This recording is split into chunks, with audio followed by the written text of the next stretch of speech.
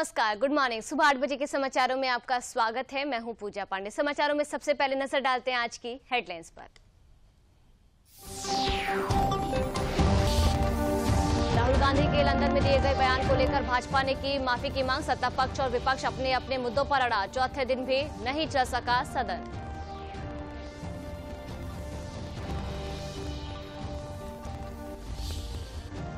बिजली कर्मियों की हड़ताल को लेकर सरकार हुई सख्त। ऊर्जा मंत्री ने कहा कि कर्मचारियों के खिलाफ होगी एस्मा के तहत कार्यवाही। तोड़फोड़ करने पर लगेगी रासुका।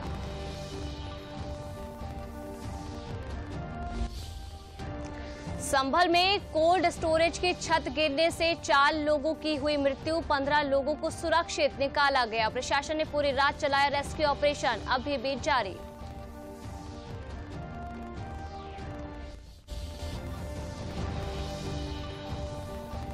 मौसम विभाग ने बारिश को लेकर जारी की चेतावनी। 40 से 60 की स्पीड से चल सकती है हवाएं। कई क्षेत्रों में बारिश की आशंका। राजधानी लखनऊ में सुबह से हो रही है बारिश।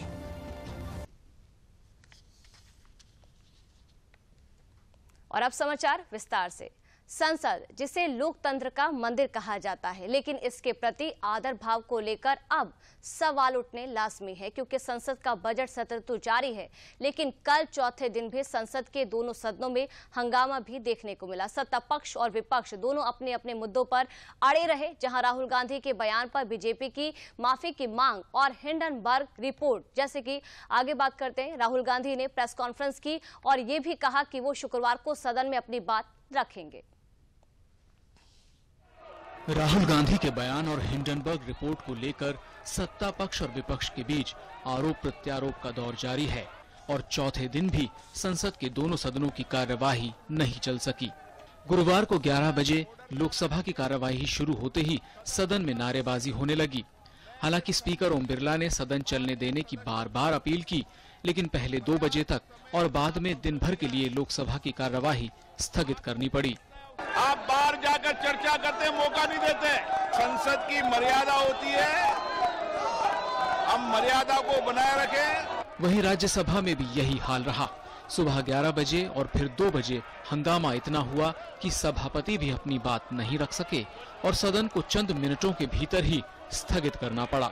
इस पूरे घमासान के केंद्र में है कांग्रेस के पूर्व अध्यक्ष राहुल गांधी। राहुल विदेश दौरे के बाद लौटे तो प्रेस कॉन्फ्रेंस की और कहा कि उन्होंने कुछ भी गलत नहीं कहा है। राहुल ने कहा कि वो शुक्रवार को सदन में अपनी बात रखेंगे। मैंने स्पीकर से कहा कि मैं पार्लियामेंट में बोलना चाहता हूं, अपनी बात रखना चाहता हूं। सरकार के 4 मंत्रियों ने मेरे ऊपर आरोप लगाया है, हाउस में आरोप लगाया है, तो मेरा हक है कि मुझे पार्लियामेंट हाउस में अपनी बात रखनी देनी चाहिए। राहुल गांधी के बयान पर तीखी प्रतिक्रिया देते हुए भारतीय जनता पार्टी के प्रवक्ता रविशंकर प्रसाद ने कहा कि पीएम मोदी का विरोध करते करते राहुल देश और लोकतंत्र के विरोध पर उतर आए हैं। भाजपा राहुल से पूछती है कि वो कब तक 140 करोड़ भारतीयों को गुमराह करते रहेंगे। राहुल गांधी जी, आप देश को कब तक मिसलीड करेंगे? The BJP would like to ask Mr. Rahul Gandhi, how long will you continue to mislead the country, the people, 140 crore people of India, Indian democracy?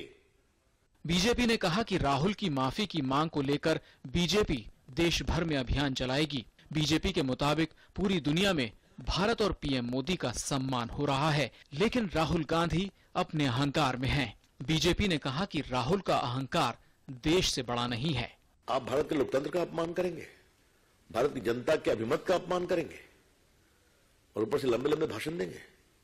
BJP का स्पष्ट आरोप है, राहुल गांधी को माफी मांगना चाहिए और हम राहुल गांधी की माफीनामा के लिए देश भर में कैंपेन करते रहेंगे। यह पहला मौका नहीं है जब राहुल गांधी के बयान को लेकर विवाद पैदा हुआ हो। इससे पहले तवांग में भारतीय और चीनी सैनिकों की झड़प को लेकर भी उन्होंने भारतीय सेना के सामर्थ्य को लेकर बयानबाजी की थी, जिसके चलते उन्हें तीखी आलोचना का सामना आगे बढ़ते हैं। राहुल गांधी के लंदन में दिए भारतीय लोकतंत्र विरोधी बयान पर अब राजनीतिक बयानबाजी तेज हो गई है, जहां केंद्रीय मंत्री पीयूष गोयल, किरेन रिजिजू, केंद्रीय मंत्री अनुराग सिंह ठाकुर इन्होंने कांग्रेस और राहुल गांधी पर तीखे हमले किए, तो वहीं कांग्रेस राहुल गांधी के बयान को गलत मानने से इनकार कर रही है।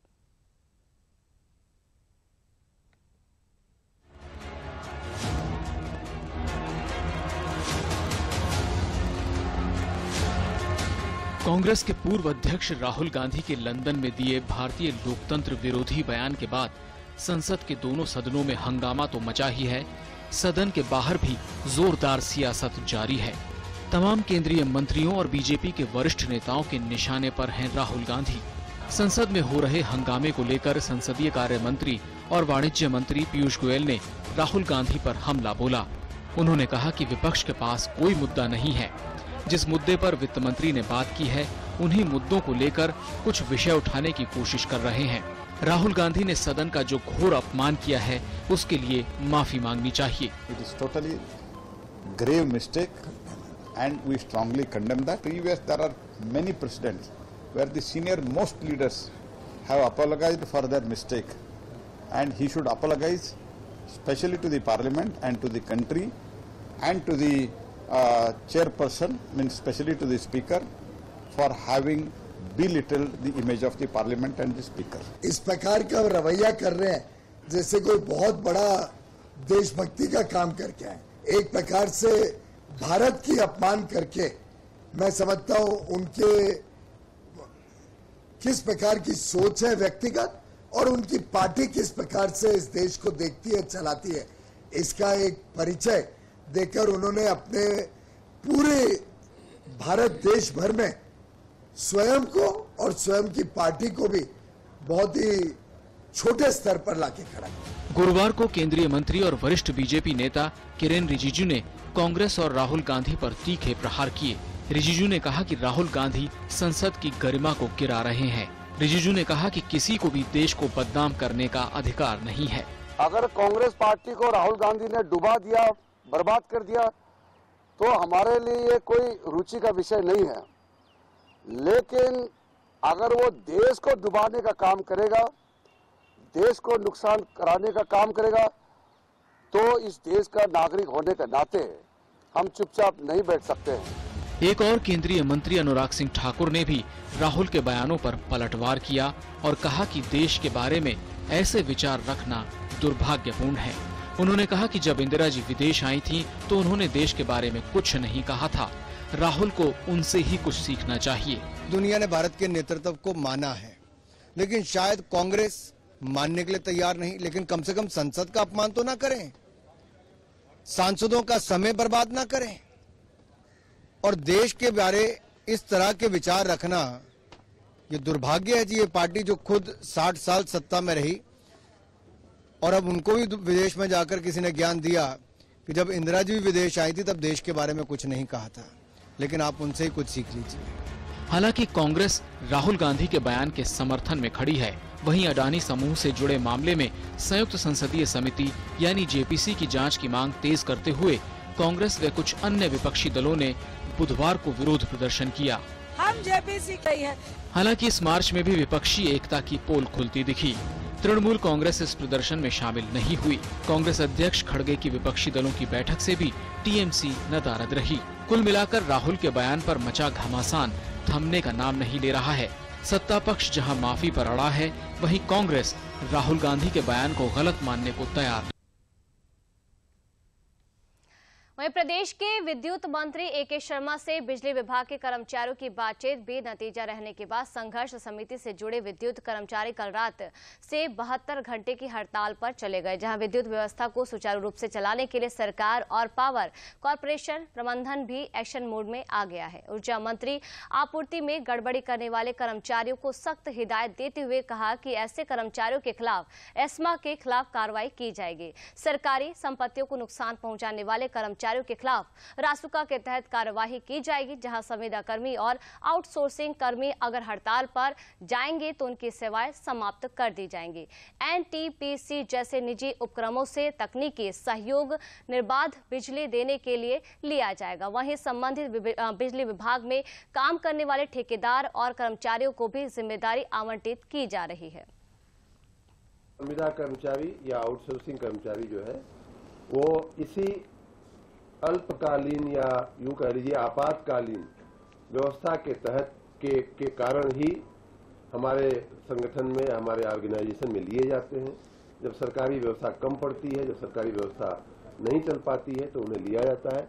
ऐसे आकस्मिक संजोग में अगर वो जनता की सेवा में उपस्थित नहीं है तो जनता को उनकी जरूरत नहीं है, जनता के पैसे से उनको पगार दी जाती है।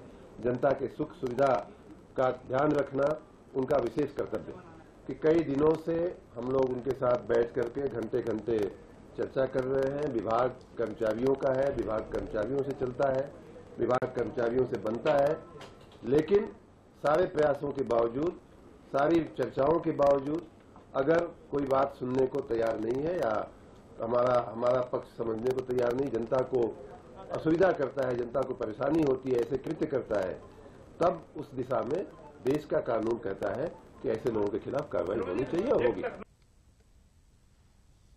आगे बढ़ते हैं। संभल के चंदोसी क्षेत्र में एक निजी कोल्ड स्टोरेज की छत गिरने से 4 लोगों की मृत्यु हो गई। 15 लोग घायल हुए हैं। 6 लोगों को चिकित्सा के बाद डिस्चार्ज किया गया। शेष लोगों का इलाज चल रहा है, जहां प्रशासन रेस्क्यू ऑपरेशन में जुटा हुआ है। लोगों को सुरक्षित बचाने के लिए लगातार प्रशासन और अन्य टीमें लगी हुई हैं। जहां अमोनिया गैस का सिलेंडर रखे होने के कारण इस ऑपरेशन को बहुत संजीदगी से किया जा रहा है। मुख्यमंत्री योगी आदित्यनाथ ने भी घटना को गंभीरता से लिया और अधिकारियों को जानमाल की सुरक्षा के साथ ऑपरेशन चलाने का निर्देश दिया था। प्रशासनिक अधिकारी मौके पर ही कैंप कर रहे हैं, जहां चिकित्सा व्यवस्था को अलर्ट मोड पर रखा गया है। प्रशासन ने पूरी रात रेस्क्यू ऑपरेशन चलाया है और लोगों को सुरक्षित निकालने का प्रयास कर रहा है।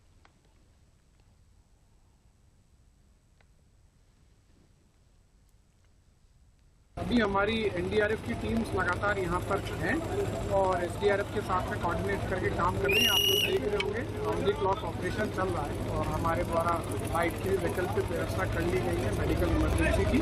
प्रयास यही है कि ये जो बाकी लोग हैं उनको यहाँ पे निकालें। एग्जैक्ट संख्या जो अभी मिसिंग है वो 11 से 12 है। उनमें से कुछ लोग बहुत प्रॉपरली रिस्पॉन्ड कर रहे हैं और हम लोग लगातार उन्हीं को ट्रेस करने का सकुशल निकालने का प्रयास कर रहे हैं।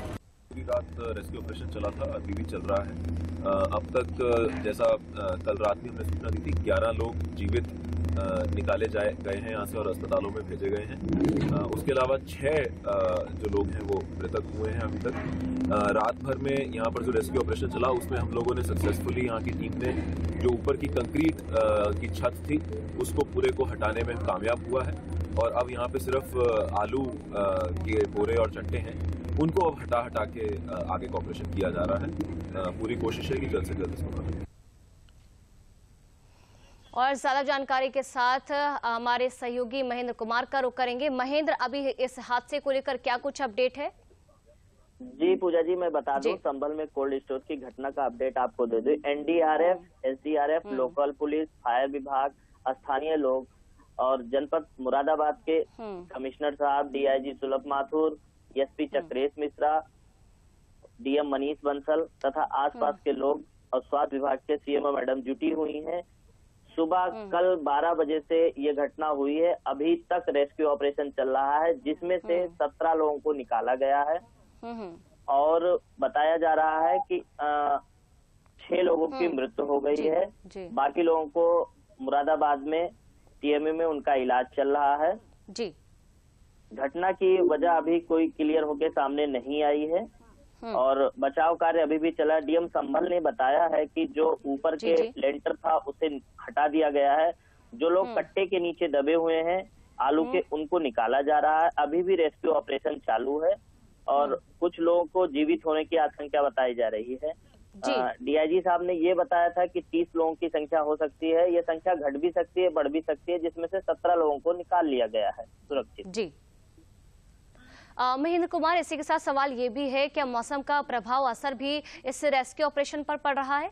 जी मैम, जैसे डीआईजी साहब ने बताया था कि उसमें अमोनिया गैस रखी हुई है, अगर गर्माहट होती है तो उसे फटने का डर रहता है, इसलिए आसपास के लोगों को वहां से हटाया गया है और रेस्क्यू ऑपरेशन चल रहा है। रात्रि होने की वजह से ज्यादा तेज काम नहीं हो पाया था रेस्क्यू का, पर अब दिन हो गया है और ऊपर की छत जो कंक्रीट थी उसे हटा लिया गया है और आलू के कट्टे बचे हैं, उसको तत्काल प्रभाव से रेस्क्यू करके निकाला जा रहा है। मौके पे आला अधिकारी पहुंचे हुए हैं, स्वास्थ्य विभाग की पूरी टीम लगी हुई है, जनपद के आसपास के लोगों की भी टीम लगी हुई है। हमारे जनपद की सीएमओ तरन्नुम रजा वहां पे मुस्तैद है। चलिए महेंद्र कुमार, बहुत बहुत शुक्रिया तमाम अपडेट्स के लिए। आगे बढ़ते हैं। प्रदेश के डीजीपी देवेंद्र प्रताप सिंह चौहान ने उत्तर प्रदेश बैडमिंटन टीम के गोल्ड मेडल देने पर खुशी जताते हुए कहा कि उत्तर प्रदेश पुलिस को कई वर्षों बाद ये अचीवमेंट मिला है। सरकार खिलाड़ियों के मुद्दे पर गंभीर है। नौकरियों से लेकर खेल सुविधाओं तक सरकार खिलाड़ियों को देने के लिए प्रयत्नशील है। जहां मुख्यमंत्री ने इन खिलाड़ियों से मुलाकात की और उनकी हौसला अफजाई की, ये पुलिस विभाग के लिए गौरव की बात है।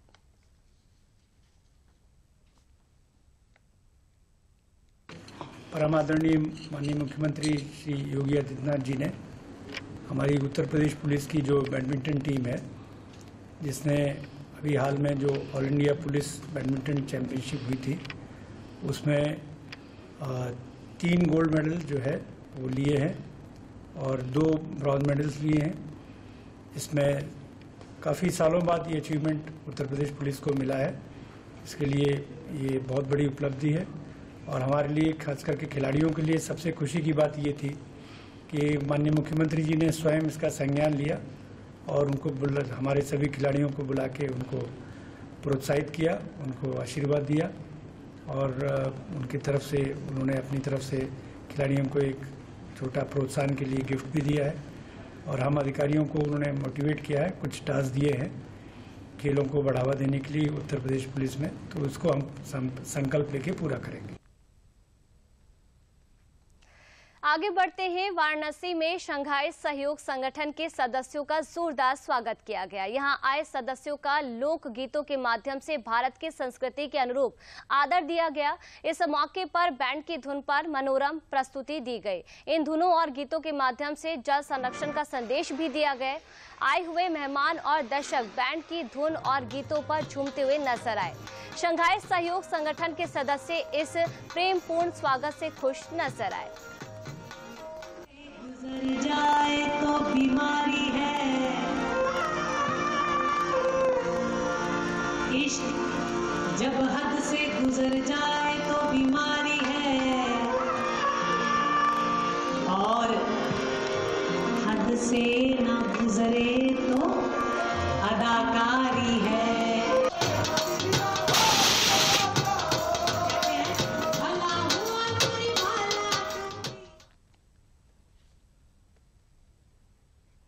आचार्य नरेंद्र देव कृषि प्रौद्योगिकी विश्वविद्यालय द्वारा आजमगढ़ में प्राकृतिक संसाधनों के संरक्षण और स्मार्ट कृषि विषय पर राष्ट्रीय प्रशिक्षण कार्यक्रम का आयोजन हुआ, जहां इसमें बड़ी संख्या में किसानों ने भाग लिया। प्रोफेसर धीरेन्द्र सिंह ने इस मौके पर किसानों को संबोधित करते हुए कहा कि अनुकूल कृषि पद्धति के माध्यम से किसान बेहतर कृषि कर सकता है। मोटे अनाज के उत्पादन और उसके लाभ के बारे में जानकारी दी गई। इस अवसर पर कई कृषि महाविद्यालयों और विश्वविद्यालयों के कृषि विशेषज्ञों ने अपने विचार रखे।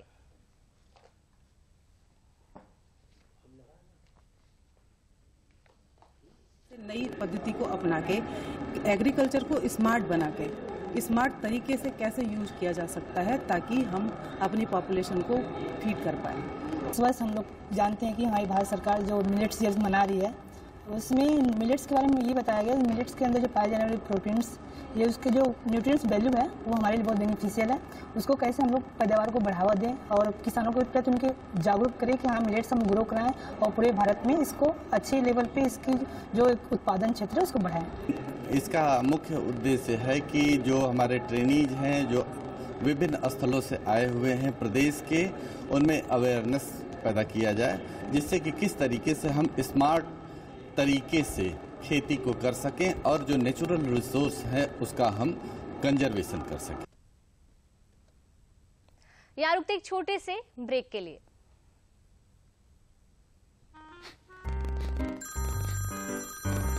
अंदर आपका KYC अपडेट करना है, नहीं तो अकाउंट और ATM कार्ड ब्लॉक हो जाएगा। सावधान सावधान, 2.5 करोड़ का इनाम मुझे। देखिए, अनजाने कॉल्स, फर्जी ईमेल्स, लिंक्स और जाली ऐप से अपना पिन, OTP, पासवर्ड कभी भी किसी के साथ शेयर न करें। आप रहेंगे सावधान तो नहीं होगा नुकसान। RBI कहता है, जानकार बनिए, सतर्क रहिए।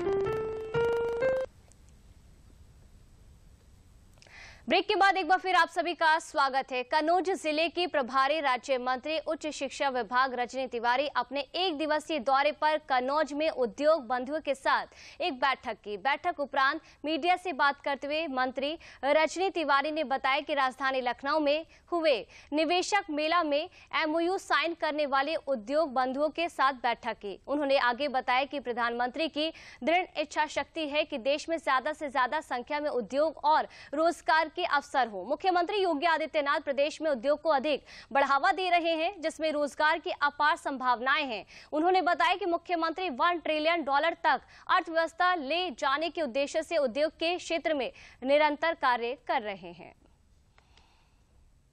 यहाँ पे उद्योग बंधुओं के साथ में हमने आवश्यक बैठक की।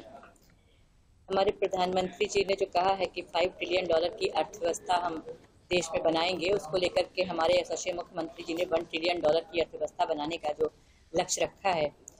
आप लोगों को पता है कि 10 से 12 फरवरी को इन्वेस्टर समिट का आयोजन हुआ था। उसी के क्रम में आज जिले में भी हम लोगों ने बैठक की अपने उद्योग बंधुओं के साथ में कि वो किस तरह से यहाँ पे क्या कर रहे हैं, कितना निवेश आया है। हम लोगों ने इस विषय में चर्चा की और जानकारी ली कि जैसा कि यहाँ पे 7,152 करोड़ का निवेश यहाँ पे जिले में प्राप्त हुआ है। तो जो उद्योग बंधु जो निवेशक यहाँ पे निवेश कर रहे हैं, तो उनसे हम लोगों ने वार्ता की कि किस तरह से वो कर रहे हैं, उनकी क्या योजना है, उसमें क्या उनको प्रशासन से के साथ की ज़रूरत है, हम लोग किस तरह से उनका साथ दे सकते हैं। इन सब चीज़ों को लेकर के हम लोगों ने यहाँ पे आवश्यक बैठक। और अंत में एक नजर आज की हेडलाइंस पर।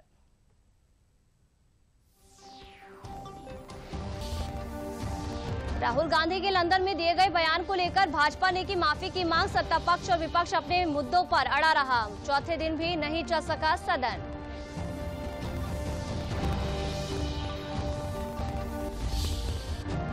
बिजली कर्मियों की हड़ताल को लेकर सरकार हुई सख्त। ऊर्जा मंत्री ने कहा कि कर्मचारियों के खिलाफ होगी एस्मा के तहत कार्यवाही। तोड़फोड़ करने पर लगेगी रासुका।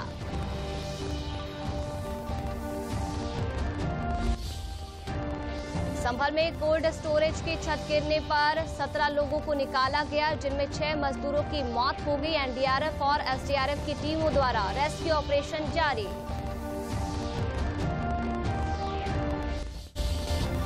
और मौसम विभाग ने बारिश को लेकर जारी की चेतावनी। 40 से 60 की स्पीड से चल सकती है हवाएं। कई क्षेत्रों में बारिश की आशंका। राजधानी लखनऊ में सुबह से हो रही है बारिश।